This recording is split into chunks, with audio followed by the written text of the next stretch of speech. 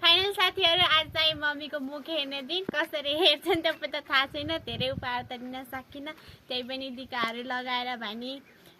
आमाको मुख हेरिन्छ अब चाहिँ म आवेगलाई टीका लाउन जान लाग्छु मम्मी दिउँ नभए पनि आवेगलाई पूजा गर्न लान लाग्छु साथीहरु हेर्नुस् तपाईले मेरो नातिले पहिला छोरा चाहिँ म हो मैले चाहिँ छोरा मलाई दिनु पर्छ है आमालाई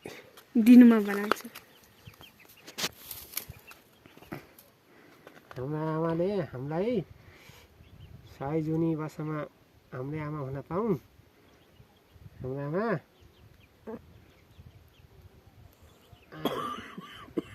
200 वर्ष बाँचुन् बाँच्छु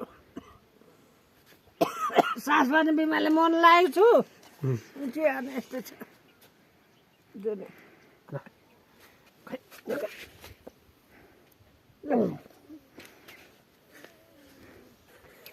ल सधैँभरि नाति नातिनालाई यस्तै गराउनु होला हेला नगर्नु होला बा 84 वर्ष पुगे पनि बाको साथ कहिले नछोड्नु होला मेरो बालै यस्तै हो यस्तै जुनीसम्म बस्नु होला बाजेको जस्तै 84 पूजा गर्न पाइयोस् ढोका त बाहिर निकाल्न पान्न अब बुढाबुढ भयो यस्तै होस् ल ढोक गर्छु अरू त के थोरै पैसा दे जानुपर्छ पैसा चाहिँ कमाइ भने दिन्छु अर्को वर्षतिर कमाउन गएपछि आमालाई दिन्छु पैसा फुलफाल भने खाऊ फलफुल भने खानु साथीहरु अब चाहिँ आन्टी चाहिँ खेतमा जानु भएको छ बिहानै गौ काट्न अब चाहिँ आन्टीलाई लगाउन जान लाग्छु आन्टी चाहिँ घरमा हुनुहुन्न हजुरआमालाई पुजेर पनि आन्टीलाई पुज्न जान लाग्छु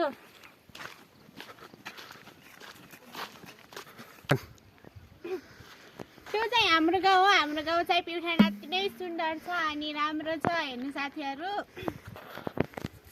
एक राति हाम्रो गाउँ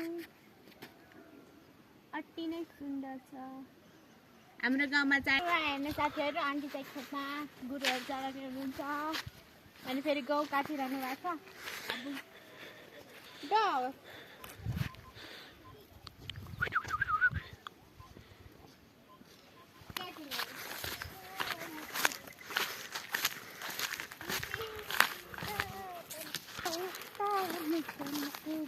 यता मिठी मिठी बाटोमे हाम्रो भैँसी पनि छ दुध दिन्छ धेरै अनि फेरि कति राम्रो भैँसी छ छैन साथीहरु आन्टी चाहिँ गौ काटिरहनु पर्छ आइसक्यो आन्टी दिने ठुलो गिफ्ट दिने त छैन अब पैसा कमाएपछि दिउँला पैसा कमाउन गएपछि मेरो अङ्कलको साथ नछोड्नु होला यस्तै गरेर बस्ने होला जिन्दगीभरि घर धानेर छोराछोरीलाई पढाएर ठुलो ठुलो मान्छे बनाउनु होला ल न आशीर्वाद भयो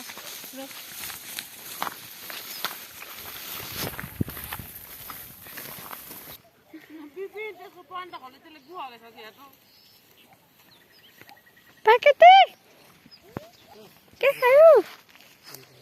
मिठी मिठी यता जङ्गलहरू हाम्रो जङ्गल हेर्नु न साथीहरु कति सुन्दर छ कति राम्रो छ जङ्गलहरू पनि धेरै भयो ल